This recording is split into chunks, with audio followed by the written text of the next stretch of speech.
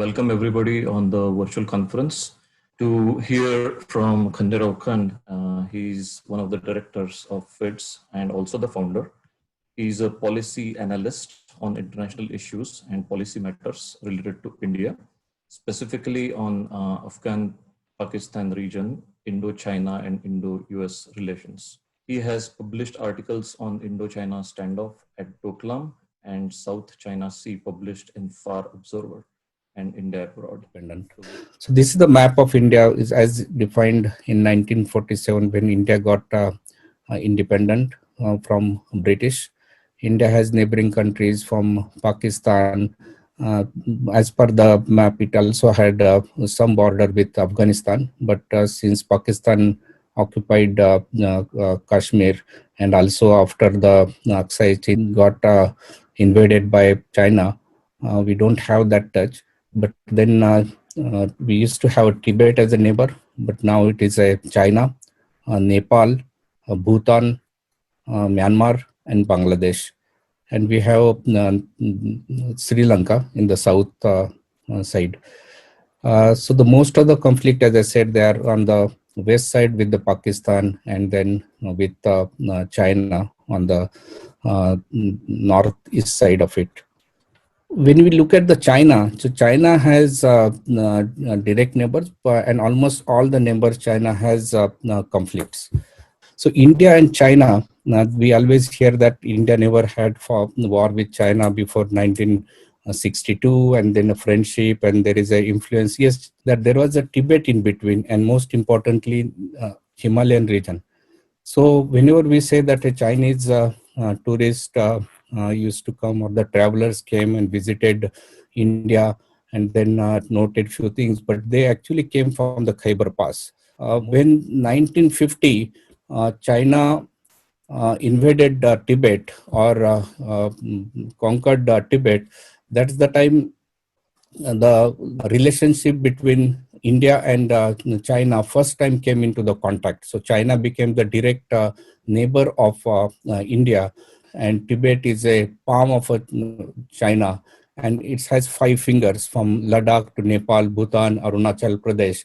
So this is the vision that guides China, that one way or another we should have the control on the palm and the hand. China invaded India, and it took control of the region called Aksai Chin, which is marked as a red. But if you look at that, the Indo-China borders, there are 3 parts. One is the western sector, which has Ladakh. Then it has the central sector, which is a Himachal Pradesh and Uttaranchal, like say Pithoragarh and those areas. On the east side of Bhutan, actually starts from Sikkim, because west side of Bhutan is a Sikkim. To a broader level, there are 2 bigger flashpoints. One is that Aksai Chin, which is actually controlled by China, and then Arunachal Pradesh, which is claimed by China, but it is Indian territory. So 1893, there is the Chinese official showed that Aksai Chin is a part of India. Before the British India, it was first the Sikh empire had ruled, and then Gulab Singh is Maharaj of Kashmir, so had that Ladakh as a part of that territory. And then after this 1949 Chinese cultural revolution, 1951, China started building the Xinglang Lhasa road. It was a stone mud road. And in 2013, that is just a 5 years back, it was actually constructed as a asphalt road. So between India and Tibet in 1914, Simla Accord got established. And Henry McMahon, who was the foreign secretary of British India, he had negotiated, so that's why his name was given. As per that border, Arunachal Pradesh is a part of India. So China's even first premier, Zhou Enlai, in 1959 had accepted McMahon Line as a LSE. However, in 1962 war, China invaded this region from various paths. One was through the Tawang, another Velang, and there are multiple entry points. And it came almost 20 to 40 kilometers inside Indian territory.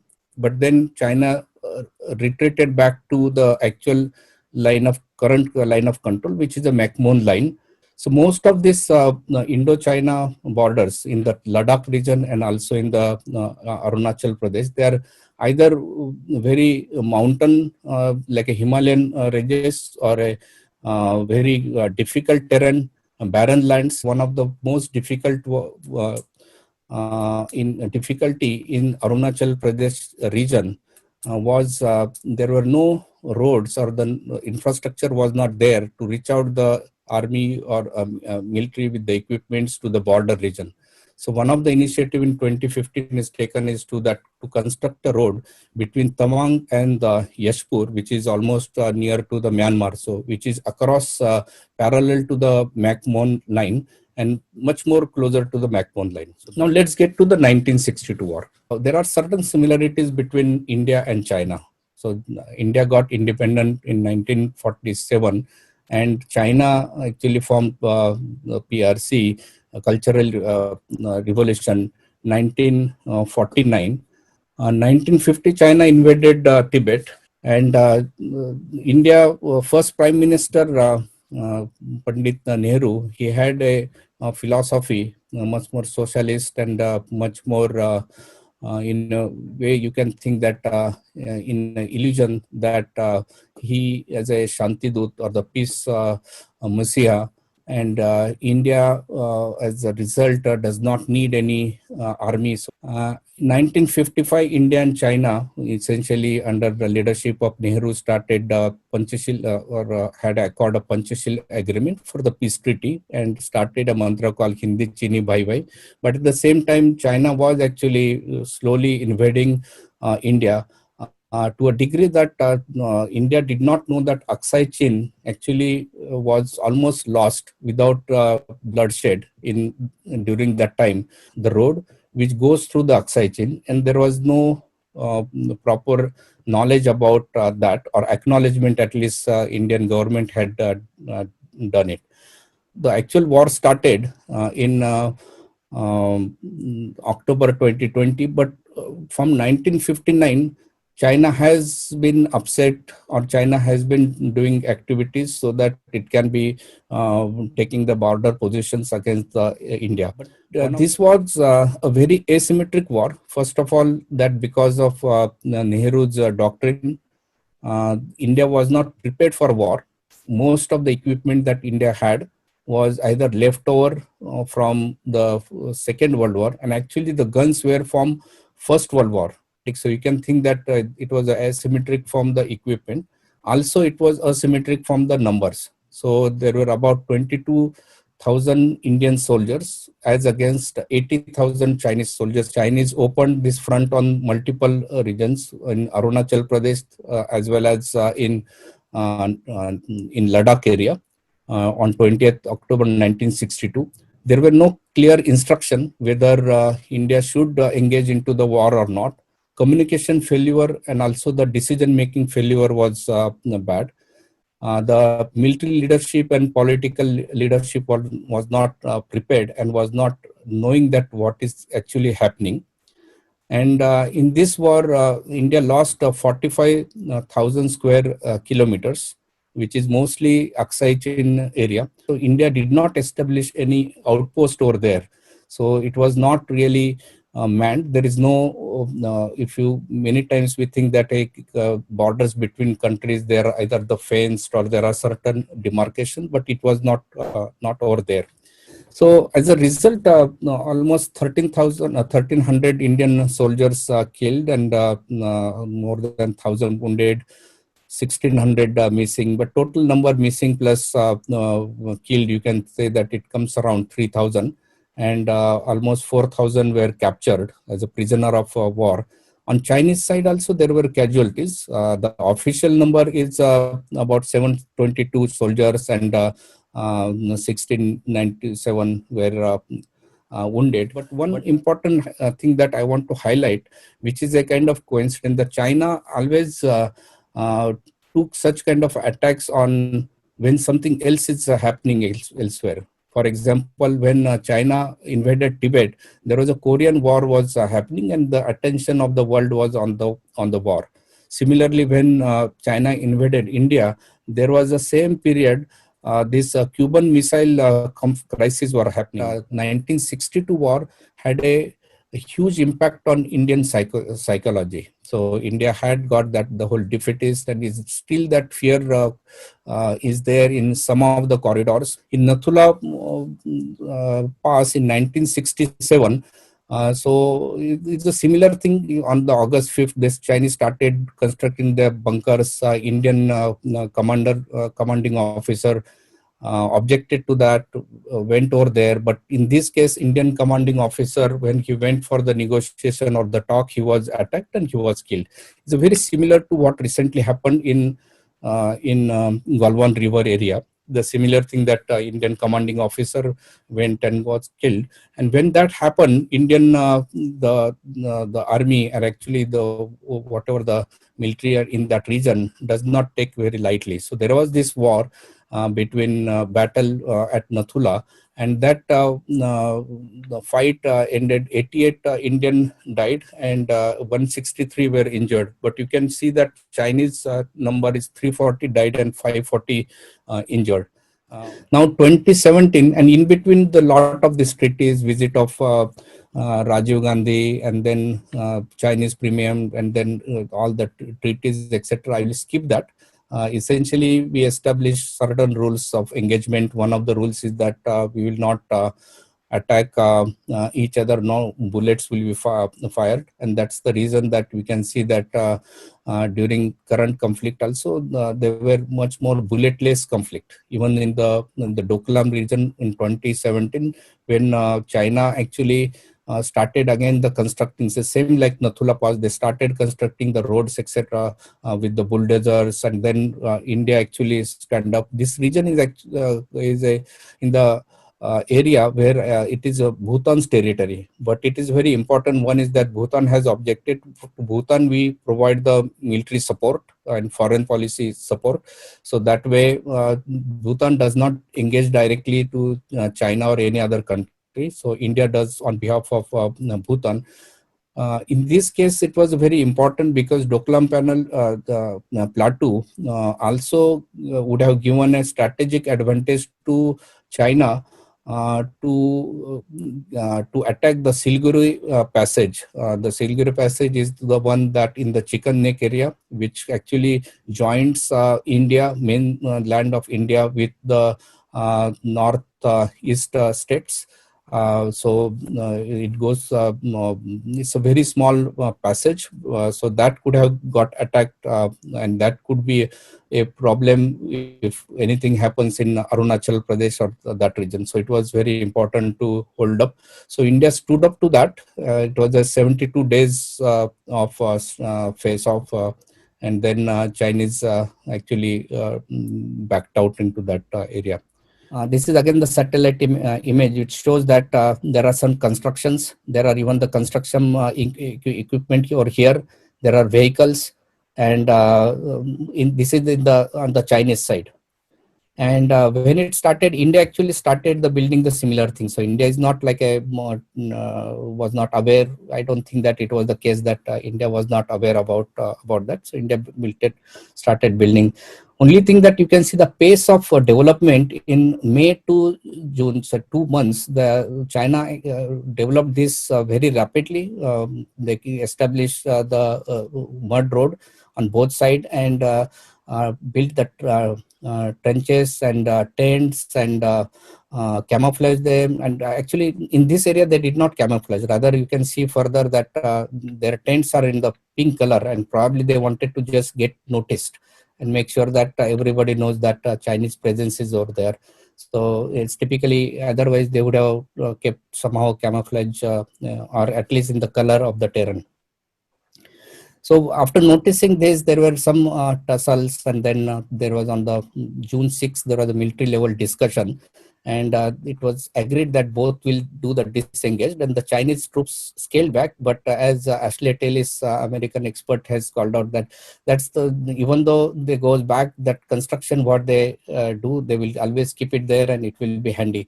In this case, actually, pullback was just it's a stage show. It was a just to show that they are going back, but they again within a few days came back when Indian Petrol again mid next week noticed that China started the building the tent, etc.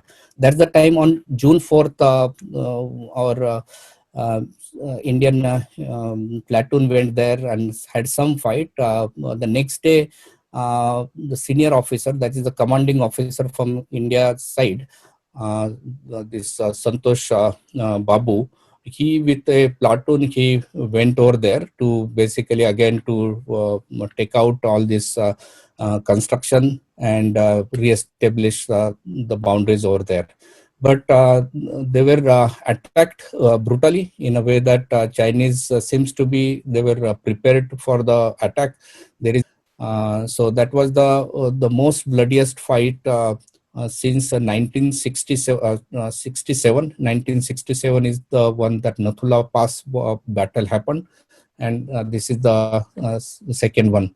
So what is China gaining out of this one, right? So what the whole Chinese plan is that if they can cut this or have the presence over here, so that they can put a DBO under fire, and then they can protect their Karakoram Pass and probably cut off our access to the Aksai Chin North area. See here, this is the mountain, and there are certain ridges are there. They are called as the fingers. So you can see there is this line which is going from this ridge, finger 4 over here. So that is the line of actual control as per this. However, the claims are different. Now, entire area, of course, as per India, it is a part of the Aksai chain, so it is part of the India, but lost territory. From the actual line of control point of view, China has been having base at finger 8, and India has a base at near to finger 4. It is between 3 and 4. If you expand this area, you can see a dot from the satellite view. So Pangong Lake summary is that China built moat-like structure between 4 and 5, essentially fortified. Typically, the construction over there at the FP point is that much more just a tents or some not solid structure, but they have established a fortified structure in that area, which is alarming. Then they have that almost 8 kilometers mud road between FP8 and 4. China built up camps, tracks at the higher mountain, and India also expanded the presence over there. So India matching the investment, the people investment, and the infrastructure in that area. Only thing that very less thing that you can or we can hear from the India side. There are a few things that China definitely seems to be strategically try to keep it at the local level, saying that it is a local thing, and also at the higher level claim that China army, China people have been peaceful, they have not been aggressive, this is our area only. That's the same repetition you can hear all the time. So everything as if like it is in their territory. India army, whether army or the local patrols are aggressive unnecessarily, they should be controlled. So that type of language is that there is a particularly this case. So it said that it is more serious than business as usual, because you may see that India has increased the military presence over there to match the presence on the China side. India is actually deploying whether they are tanks or whether it is a fighter planes. India is actually focusing on that. Prime Minister Modi's visit assuring more action and presence, and also giving free hand to the military. So are the multiple things you can look at it that India is not taking it lightly, though prudently India's leadership has avoided direct taking China's name or the direct allegations, not to have that escalation, to keep the door open, so probably they can have that negotiation there. But decisive actions are going to happen. There are some positive things may come up. For example, in the case of for the example, this banning 59 applications, very small thing, economic or any sense is not. But you can see that lot of innovation happens from the Indian startup. But the big innovations are important, not in this application, etc. They're important from some other aspect.